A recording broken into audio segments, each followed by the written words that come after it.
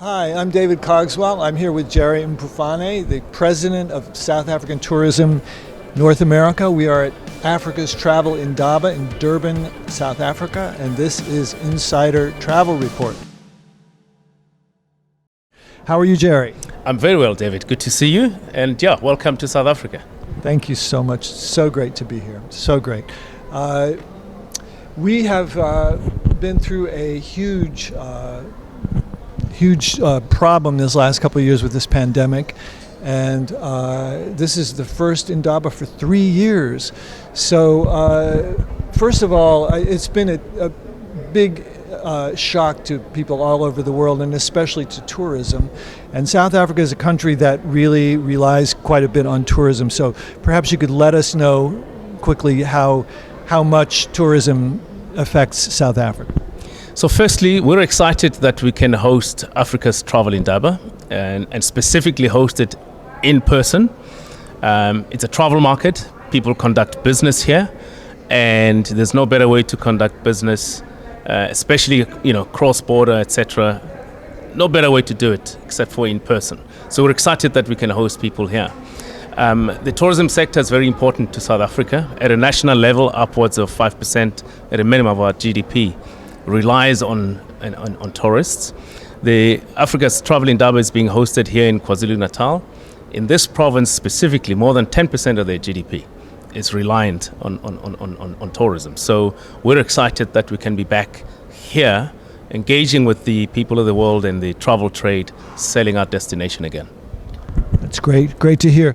So obviously for 2 years there was no Indaba. I don't believe it was ever canceled before, at least as far as we know.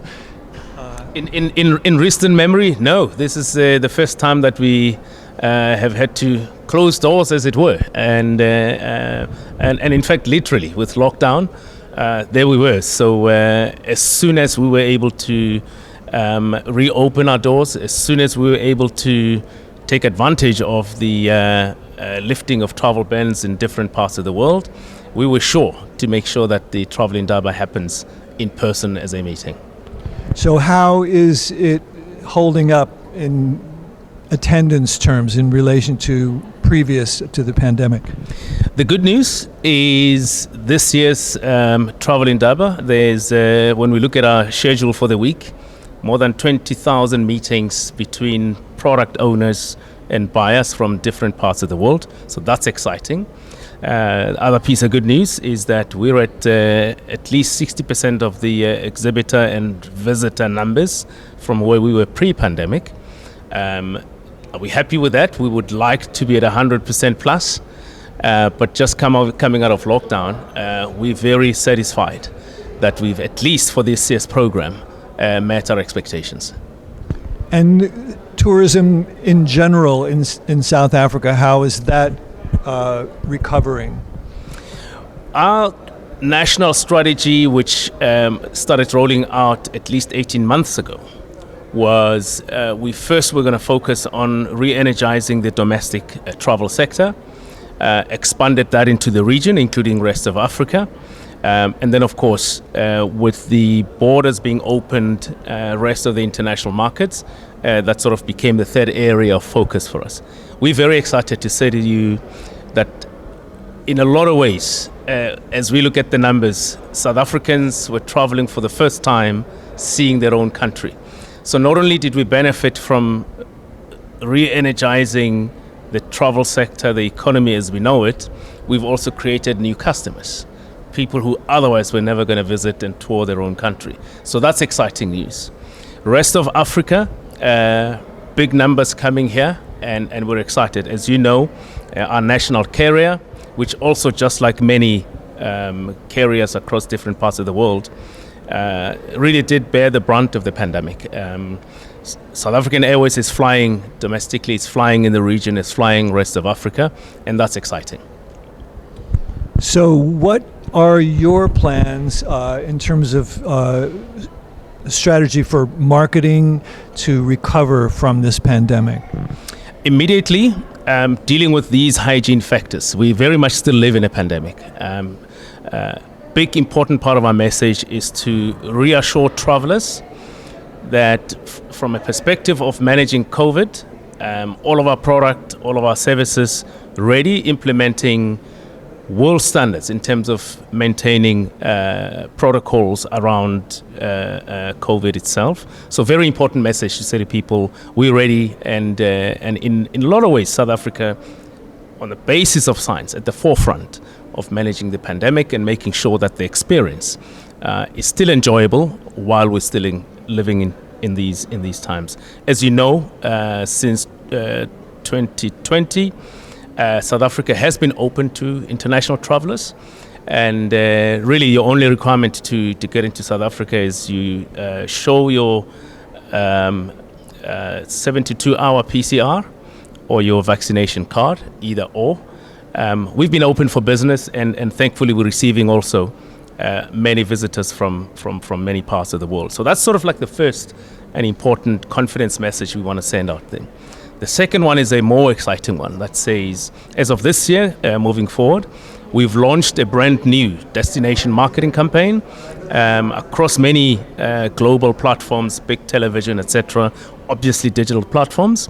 We're promoting South Africa again. We're investing aggressively, heavily, to remind people how great a destination we are. So that's rolling out, and that's exciting. And then thirdly, we're engaged, and I suppose I can speak in practical terms about what we're doing in North America.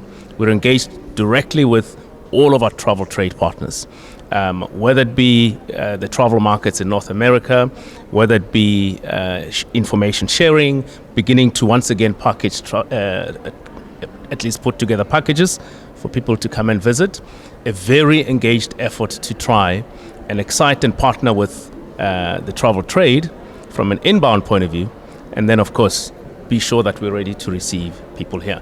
A lot on the go, and the Africa's Travel Indaba is also helping us spread that word that says we're ready to conduct business with the people of the world. That's great. So in this last couple of years of pandemic, I think people have been affected powerfully, psychologically, economically, and even spiritually. I think it's changed the world in ways we're not fully aware of yet. How are you seeing that in terms of the change in how people are traveling and what people are looking for when they come to South Africa? When it comes to South Africa, we've always pitched an exciting story about a destination that can give you a great holiday experience. And then, of course, we conduct and we sell South Africa as a great business meetings destination. The backdrop of our great beaches, safari, world-class safari, cityscapes. You have a great time, you have a great experience enjoying South Africa. Here's the thing we know, coming out of the pandemic, if there's a destination that's ready to receive people who have been denied under lockdown, a human connection. If there's a thing that South Africa delivers immensely on, is you are receiving a warm and friendly welcome from our people. If there's a thing we know leaves a lasting impression on anybody visiting South Africa, it is our humanity, it is our people. Human connection with real South Africans really is what makes our destination special. So in the context of the pandemic and where we've come from, and people rediscovering themselves, going back to humanity, there is no destination that can give you that connection better than we can as South Africans. I agree with that.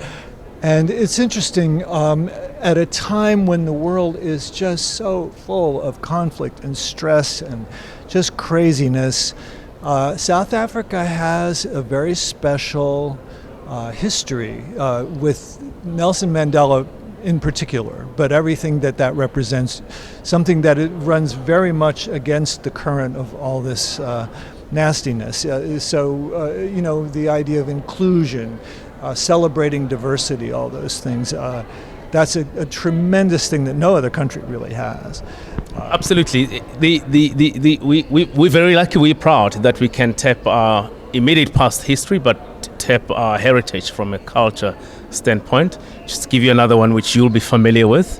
When you arrive at Africa's Travel Indaba in the province of KwaZulu-Natal, we greet you by saying Sawubona, which literally means I see you. So back to the humanity, to the connection. there is no better welcome. Is so true. And Jerry, I'm going to let you get back to work now. I really am this time. And I appreciate your time. Thank you so much for being with us today. And I'm David Cogswell. This is Insider Travel Report. Thank you very much. So long.